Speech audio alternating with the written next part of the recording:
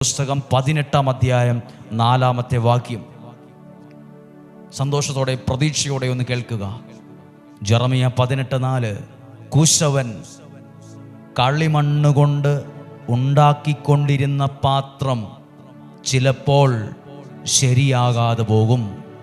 ഞാൻ ഇച്ചിരുടെ വാക്കുകൾ ചേർത്ത് പറയട്ടെ. ചിലപ്പോൾ പൊട്ടിപ്പോകാം, കളർ മങ്ങാം, ചളുങ്ങിപ്പോകാം. കുശവൻ ഉണ്ടാക്കിക്കൊണ്ടിരുന്ന പാത്രം ശരിയാകാതെ പോകാം.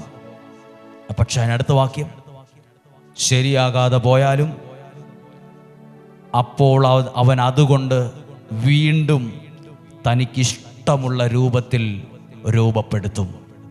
വീണ്ടും തനിക്കിഷ്ടമുള്ള രൂപത്തിൽ.